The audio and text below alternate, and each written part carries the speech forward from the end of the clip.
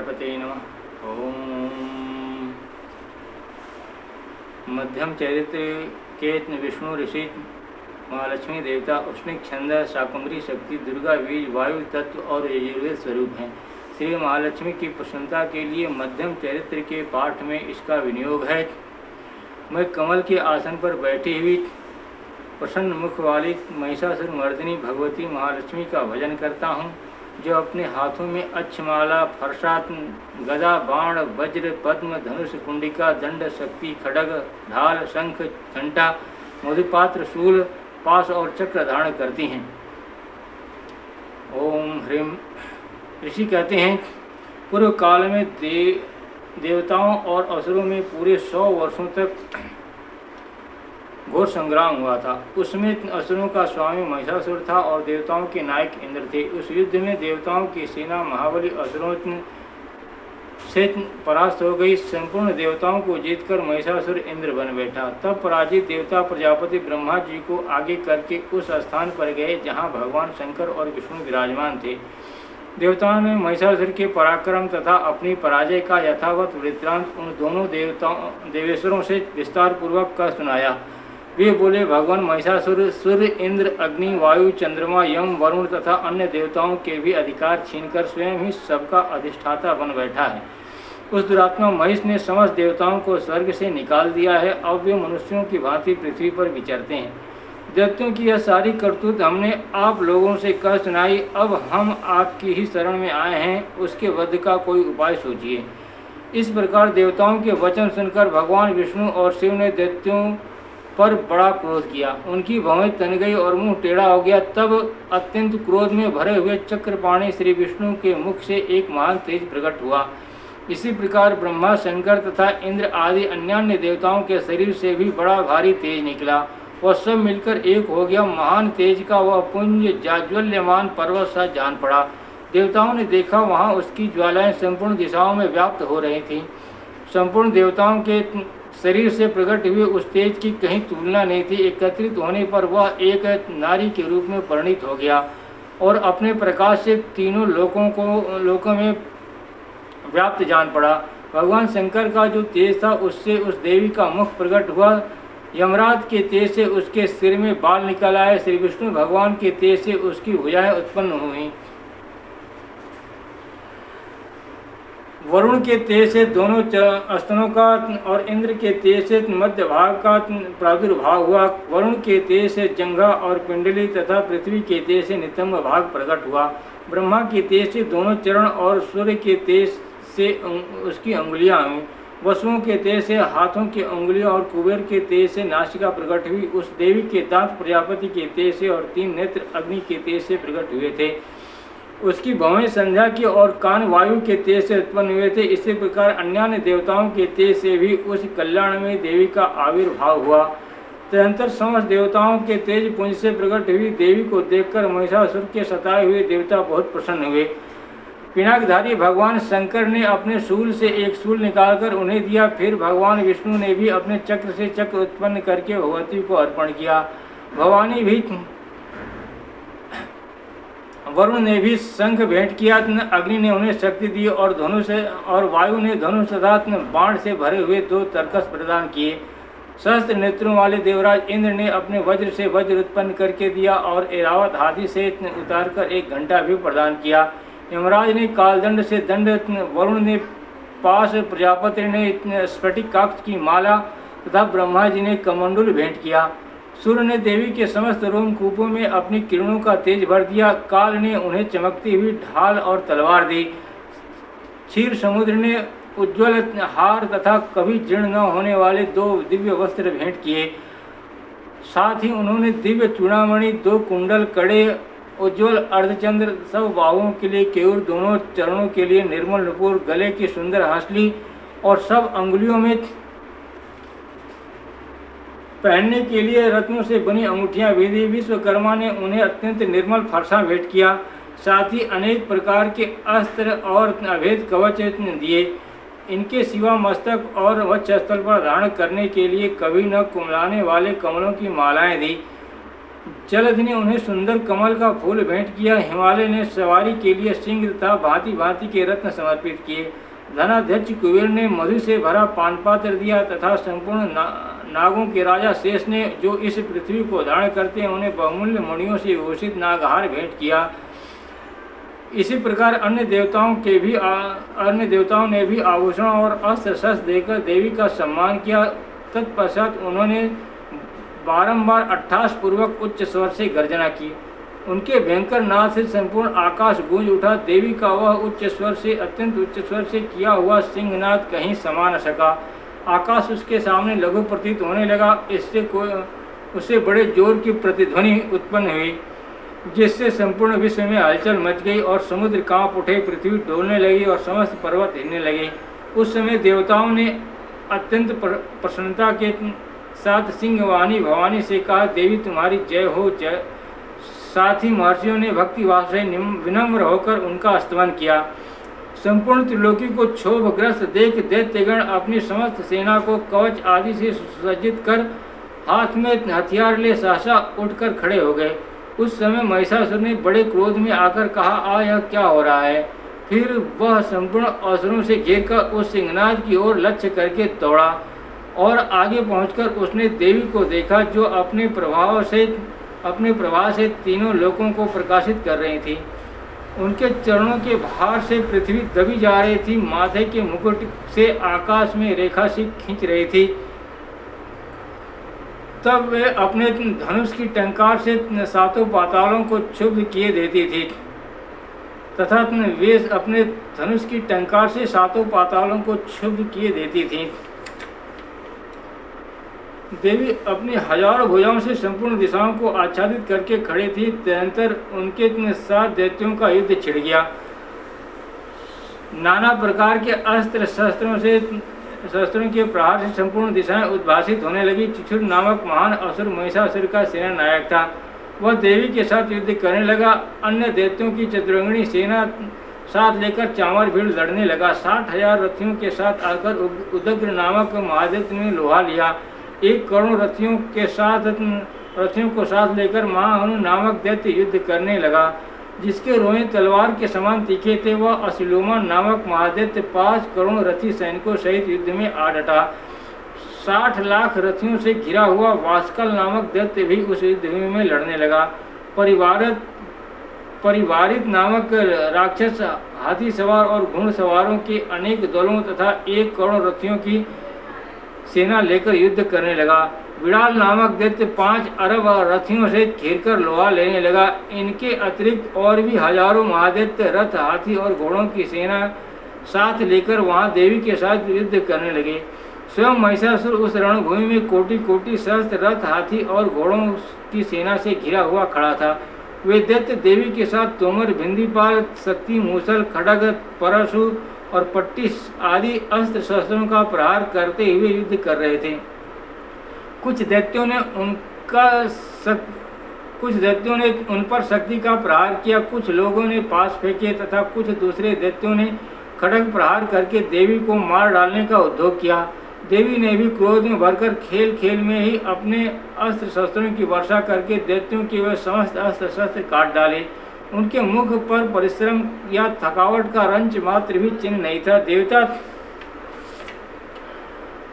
और ऋषि उनकी स्तुति करते थे और वे भगवती परमेश्वरी दैत्यों के शरीरों पर अस्त्र शस्त्रों की वर्षा करने लगी। देवी का वाहन सिंह भी क्रोध में भरकर गर्दन के बालों को हिलाता हुआ असुरों की सेना में इस प्रकार विचरने लगा, मानो वन में दावानल फैल रहा हो। रणभूमि में दैत्यों के साथ युद्ध करती हुई अंबिका देवी ने जितने निश्वास छोड़े हुए सभी सैकड़ों हजारों गणों के रूप में प्रकट हो गए और परशु, भिंदीपाल, खड़ग तथा पट्टिस आदि अस्त्रों द्वारा असुरों का सामना करने लगे। देवी की शक्ति से बड़े हुए वे गण असुरों का नाश करते हुए नगाड़ा और शंख आदि बाजे बजाने लगे। उस संग्राम महोत्सव में कितने ही गण मृदंग बजा रहे थे। तदनंतर देवी ने त्रिशूल से, गदा से, शक्ति की वर्षा से और खड़ग आदि से सैकड़ों महादैत्यों का संहार कर डाला। कितनों को घंटे के भयंकर नाद से मूर्छित करके मार गिराया। बहुतेरे दैत्यों को पास से बांधकर धरती पर घसीटा। कितने ही दैत्य उनकी तीखी तलवार की मार से दो दो टुकड़े हो गए, कितने ही गदा की चोट से घायल हो धरती पर सो गए, कितने ही मूसल की मार से अत्यंत आहत होकर रक्त वमन करने लगे। कुछ दैत्य शूल से छाती फट जाने के कारण पृथ्वी पर ढेर हो गए। उस रणांगण में बाण समूहों की वृष्टि से कितने ही असुरों की कमर टूट गई। बाज की तरह झपटने वाले देव पीड़क दैत्यगण अपने प्राणों से हाथ धोने लगे। किन्हीं की बाहें छिन्न भिन्न हो गई, कितनों की गर्दनें कट गई, कितने ही दैत्यों के मस्तक कट कट कर गिरने लगे। कुछ लोगों के शरीर मध्य भाग में ही विदीर्ण हो गए, कितने ही महादैत्य जांघें कट जाने पर पृथ्वी पर गिर पड़े। कितनों को ही देवी ने एक बाह, एक पैर और एक नेत्र वाले करके दो टुकड़ों में चीर डाला। कितने ही दैत्य मस्तक कट जाने पर भी गिरकर फिर उड़ जाते और केवल धड़ के ही रूप में अच्छे अच्छे हथियार हाथ में ले देवी के साथ युद्ध करने लगते थे। दूसरे कबंध युद्ध के बाजों की लय पर नाचते थे। कितने ही बिना सिर के धड़ हाथों में खड़ग शक्ति और रिष्टि लिए दौड़ते थे तथा दूसरे महादैत्य ठहरो ठहरो यह कहते हुए देवी को युद्ध के लिए ललकारते थे। जहाँ वह घोर संग्राम हुआ था वहाँ की धरती देवी के गिराए हुए रथ, हाथी, घोड़े और असुरों की लाशों से ऐसी पट गई थी कि वहाँ चलना फिरना असंभव हो गया था। दैत्यों की सेना में हाथी, घोड़े और असुरों के शरीर से इतनी अधिक मात्रा में रक्तपात हुआ था कि थोड़ी ही देर में वहाँ खून की बड़ी बड़ी नदियाँ बहने लगी।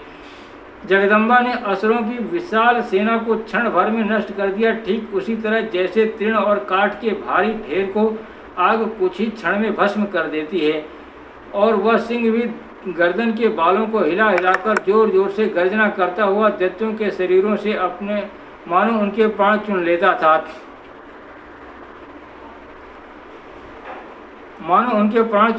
वहाँ देवी के गणों ने भी उन महादैत्यों के साथ ऐसा युद्ध किया जिससे आकाश में खड़े हुए देवतागण उन पर बहुत संतुष्ट हुए और फूल बरसाने लगे। ओम ऐं ह्रीं क्लीं चामुंडा विच्चे स्वाहा। जगदम्बा के श्री अंगों की कांति उदय काल के सहस्त्रों सूर्यों के समान है। वे लाल रंग की रेशमी साड़ी पहने हुए हैं, उनके गले में मुंडमाला शोभा पा रही है, दोनों स्तनों पर रक्त चंदन का लेप लगा है। वे अपने कर कमलों में जप, मालिका, विद्या और अभय तथा वर नामक मुद्राएं धारण किए हुए हैं। 3 नेत्रों से शोभित मुखार बिंद की बड़ी शोभा हो रही है।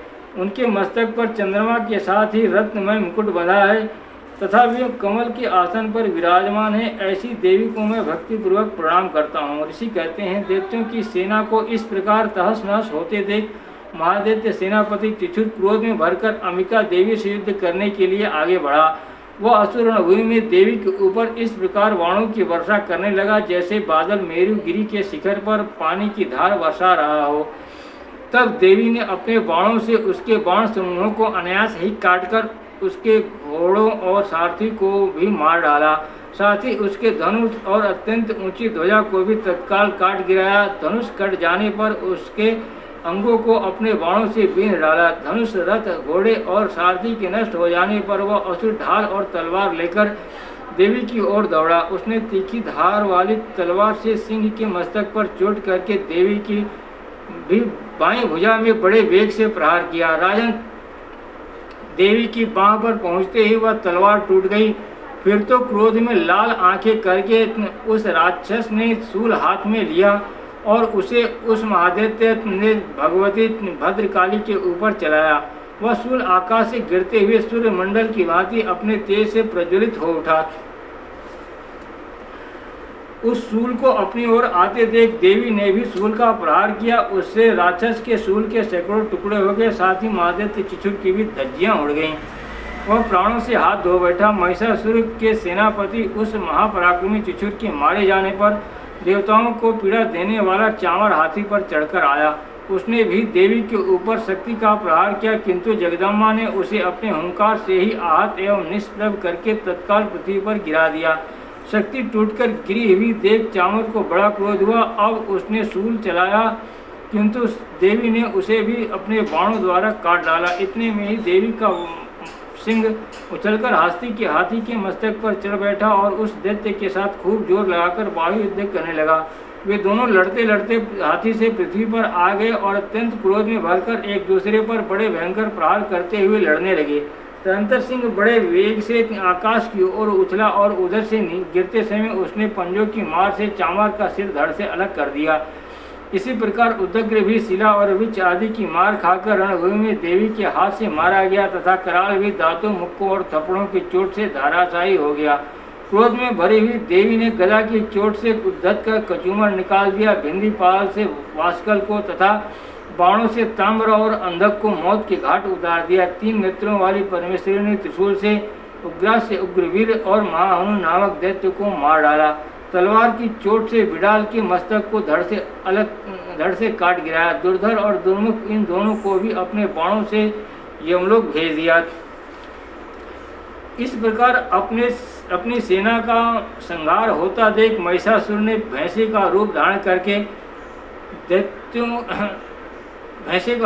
करके देवी के गणों को त्रास देना आरंभ किया।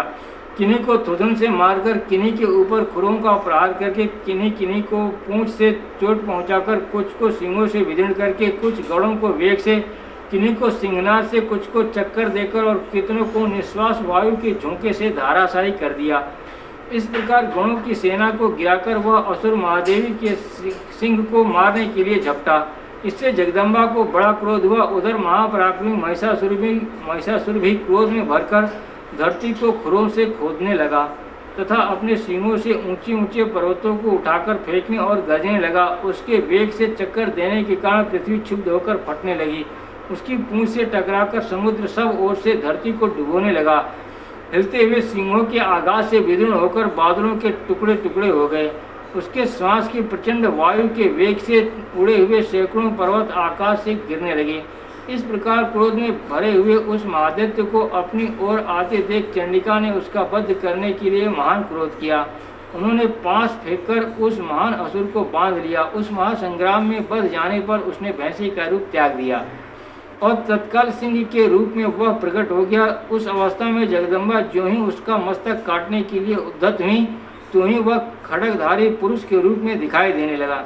तब देवी ने तुरंत ही बाणों की वर्षा करके ढाल और तलवार के साथ उस पुरुष को भी बींध डाला। इतने में ही वह महान गजराज के रूप में परिणित हो गया तथा अपनी सूंड से देवी के विशाल सिंगों को खींचने और गर्जने लगा।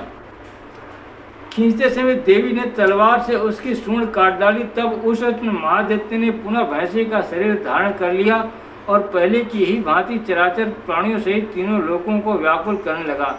तब क्रोध में भरी हुई जगन्माता चंडिका बारंबार उत्तम मधु का पान करने और लाल आंखें करके हंसने लगी। उधर वह बल और पराक्रम के मद से उन्मत्त हुआ राक्षस गर्जने लगा और अपने सिंहों से चंडी के ऊपर पर्वतों को फेंकने लगा। उस समय देवी अपने बाणों के समूह से उसके फेंके हुए पर्वतों को चीर्ण करती हुई बोली। बोलते समय उनका मधु के मद से लाल हो रहा था और वाणी लड़खड़ा रही थी। देवी ने कहा, ओ मूढ़, मैं जब तक मधु पीती हूँ तब तक तू क्षण भर के लिए खूब गर्ज ले। मेरे हाथ से यहीं तेरी मृत्यु होने पर अब शीघ्र ही देवता भी गर्जना करेंगे।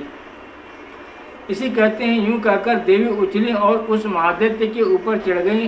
फिर अपने पैर से उसे दबाकर उन्होंने शूल से उसके कंठ में आघात किया। उनके पैर से दबा होने पर भी महिषासुर अपने मुख से अभी आधे शरीर से ही वह बाहर निकलने पाया था कि देवी ने अपने प्रभाव से उसे रोक दिया। आधा निकला होने पर भी वह महादैत्य देवी से युद्ध करने लगा। तब देवी ने बहुत बड़ी तलवार से उसका मस्तक काट गिराया। फिर तो हाहाकार करती हुई दैत्यों की सारी सेना भाग गई तथा संपूर्ण देवता अत्यंत प्रसन्न हो गए। देवताओं ने देव महर्षियों के साथ दुर्गा देवी का स्तवन किया। गंधर्वराज गाने लगे तथा अप्सराएं नृत्य करने लगी। ओम ऐं ह्रीं क्लीं चामुंडा विच्चे स्वाहा। सिद्धि की इच्छा रखने वाले पुरुष जिनकी सेवा करते हैं तथा देवता जिन्हें सब ओर से घेरे रहते हैं, उन जया नाम वाली दुर्गा देवी का ध्यान करें। उनके श्री अंगों की आभा काले मेघ के समान श्याम है। वे अपने कटाक्षों से शत्रु समूह को भय प्रदान करती हैं। उनके मस्तक पर आबद्ध चंद्रमा की रेखा शोभा पाती है। वे अपने हाथों में पास चक्र, कृपाण और त्रिशूल धारण करती है। उनके 3 नेत्र हैं। वे सिंह के कंधे पर चढ़े हुए हैं और अपने तेज से तीनों लोकों को परिपूर्ण कर रही हैं। इसी कहते हैं अत्यंत पराक्रमी दुरात्मा महिषासुर तथा उसकी दैत्य सेना के देवी के हाथ से मारे जाने पर इंद्र आदि देवता प्रणाम के लिए गर्दन तथा कंधे झुकाकर उन भगवती दुर्गा का उत्तम वचनों द्वारा स्तवन करने लगे। उस समय उनके इतने सुंदर अंगों में अत्यंत हर्ष के कारण रोमांच हो आया था। देवता बोले, संपूर्ण देवताओं की शक्ति का समुदाय ही जिनका स्वरूप है तथा जिन देवी ने अपनी शक्ति से संपूर्ण जगत को व्याप्त कर रखा है, समस्त देवताओं और महर्षियों की पूजनी उन जगदम्बा को हम भक्तिपूर्वक नमस्कार करते हैं। वे हम लोगों का कल्याण करें। जिनके अनुपम प्रभाव और बल का वर्णन करने में भगवान शेषनाग, ब्रह्मा जी तथा महादेव जी भी समर्थ नहीं है। वे भगवती चंडिका संपूर्ण जगत का पालन एवं अशुभ भय का नाश करने का विचार करें। जो पुण्यात्माओं के घरों में स्वयं ही लक्ष्मी रूप से, पापियों के यहाँ दरिद्रता रूप से, शुद्ध अंतःकरण वाले पुरुषों के हृदय में बुद्धि रूप से, सत्पुरुषों में श्रद्धा रूप से तथा कुलीन मनुष्यों में लज्जा रूप से निवास करती हैं, उन आप भगवती दुर्गा को हम नमस्कार करते हैं। देवी, आप संपूर्ण विश्व का पालन कीजिए। देवी, आपके इस अचिंत्य रूप का, असुरों का नाश करने वाले भारी पराक्रम का तथा समस्त देवताओं और दैत्यों के समक्ष युद्ध में प्रकट किए हुए आपके अद्भुत चरित्र का हम किस प्रकार वर्णन करें। आप संपूर्ण जगत की उत्पत्ति में कारण हैं। आप में सत्वगुण, रजोगुण और तमोगुण, ये तीनों गुण मौजूद हैं, तो भी दोषों के साथ आपका संसर्ग नहीं जान पड़ता। भगवान विष्णु और महादेव जी आदि देवता भी आपका पार नहीं पाते। आप ही सबका आश्रय हैं। यह समस्त जगत आपका अंशभूत है, क्योंकि आप सबकी आदिभूत अव्याकृता परा प्रकृति हैं। देवी, संपूर्ण यज्ञों में जिनके उच्चारण से सब देवता तृप्ति लाभ करते हैं, वह स्वाहा आप ही हैं। इसके अतिरिक्त आप पितरों की भी तृप्ति का कारण हैं। इतने सब लोग आपको स्वधा भी कहते हैं।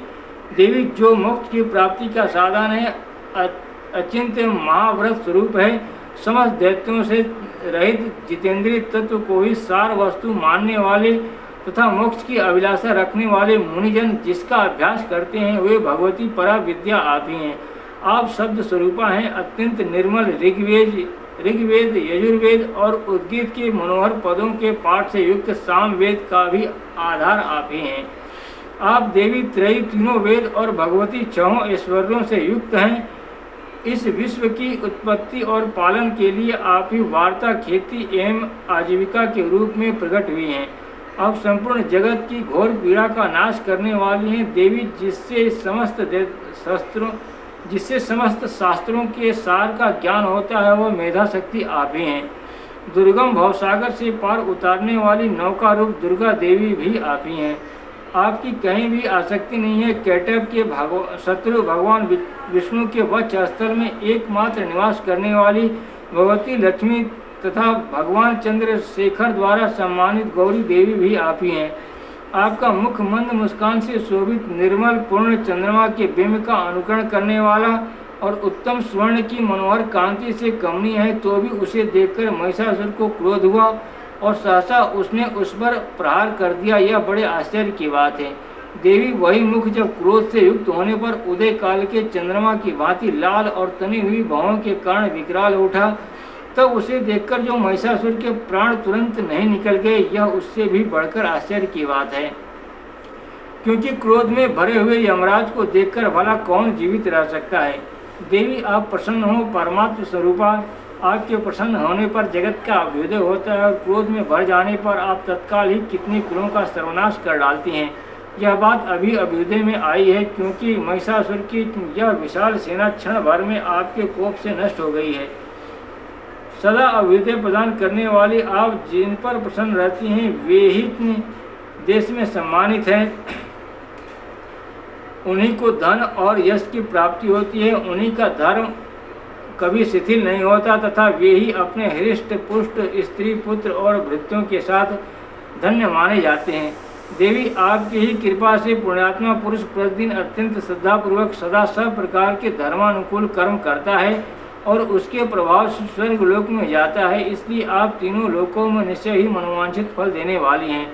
माँ दुर्गे, आप स्मरण करने पर सब प्राणियों का भय हर लेती हैं और स्वस्थ पुरुषों द्वारा चिंतन करने पर उन्हें परम कल्याणमय बुद्धि प्रदान करती हैं। दुख दरिद्रता और भय हरने वाली देवी आपके सिवा दूसरी कौन है, जिसका चित्त सबका उपकार करने के लिए सदा ही दयाद रहता हो। देवी, इन राक्षसों के मारने से संसार को सुख मिले तथा ये राक्षस चिरकाल तक नरक में रहने के लिए ही भले ही पाप करते रहे हों, इस समय संग्राम में मृत्यु को प्राप्त होकर स्वर्ग लोक में जाएं। निश्चय ही यही सोचकर आप शत्रुओं का वध करती हैं। आप शत्रुओं पर शस्त्रों का प्रहार क्यों करती हैं? समस्त असुरों को दृष्टिपात मात्र से ही भस्म क्यों नहीं कर देती? इसमें एक रहस्य है, ये शत्रु भी हमारे शस्त्रों से पवित्र होकर उत्तम लोकों में जाएं। इस प्रकार उनके प्रति भी आपका विचार अत्यंत उत्तम रहता है। खड्ग के तेज पुंज की भयंकर दीप्ति से तथा अपने त्रिशूल के अग्रभाग की घनीभूत प्रभा से चौंधियाकर जो असुरों की तथा आपके त्रिशूल के अग्रभाग की घनीभूत प्रभा से चौंधियाकर जो असुरों की आंखें फूट नहीं गईं, उसमें कारण यही था कि वे मनोहर रश्मियों से युक्त चंद्रमा के समान आनंद प्रदान करने वाले आपके इस सुंदर मुख का दर्शन करते थे। देवी, आपका सिर दुराचारियों के बुरे बर्ताव को दूर करने वाला है। साथ ही यह रूप ऐसा है जो कभी चिंतन में भी नहीं आ सकता, जिसकी कभी दूसरे से तुलना भी नहीं हो सकती, तथा आपका बल और पराक्रम तो उन दैत्यों का भी नाश करने वाला है जो कभी देवताओं के पराक्रम को भी नष्ट कर चुके थे। इस प्रकार आपने शत्रुओं पर भी अपनी दया ही प्रकट की है। वरदानी देवी, आपके इस पराक्रम की किसके साथ तुलना हो सकती है तथा शत्रुओं को भय देने वाला और अत्यंत मनोहर ऐसा रूप भी आपके सिवा और कहाँ है? हृदय में कृपा और युद्ध में निष्ठुरता, ये दोनों बातें तीनों लोकों के भीतर केवल आप में ही देखी गई हैं। हे माता, आपने शत्रुओं का नाश करके इस समय त्रिलोकी की रक्षा की है। उन शत्रुओं को भी युद्ध में मारकर स्वर्ग लोक में पहुंचाया है तथा उन्मत्त दैत्यों से प्राप्त होने वाले हम लोगों के भय को भी दूर कर दिया है। आपको हमारा नमस्कार है। देवी, आप शूल से हमारी रक्षा करें। अंबिके, आप खड्ग से भी हमारी रक्षा करें और घंटा की ध्वनि तथा धनुष की टंकार से भी हम लोगों की रक्षा करें। चंडिके, पूर्व, पश्चिम और दक्षिण दिशा में आप हमारी रक्षा करें तथा ईश्वरी, अपने त्रिशूल को घुमाकर आप उत्तर दिशा में हमारी रक्षा करें। तीनों लोकों में अपने आपके जो परम सुंदर एवं अत्यंत भयंकर रूप विचरते रहते हैं, उनके द्वारा भी आप हमारी तथा इस भूलोक की रक्षा करें। अंबिके, आपके कर पल्लवों में शोभा पाने वाले खड्ग, शूल और गदा आदि जो अस्त्र हों, उन सबके द्वारा आप सब ओर से हम लोगों की रक्षा करें। ऐसी कहते हैं। इस प्रकार जब देवताओं ने जगन माता दुर्गा की स्तुति की और नंदन वन के दिव्य पुष्पों एवं गंध चंदन आदि के द्वारा उनका पूजन किया, फिर सबने मिलकर जब भक्तिपूर्वक दिव्य धूपों के सुगंध निवेदन की, तब देवी ने प्रसन्न वदन होकर प्रणाम करते हुए सब देवताओं से कहा। देवी बोली, देवताओं, तुम सब लोग मुझसे जिस वस्तु की अभिलाषा रखते हो उसे मांगो।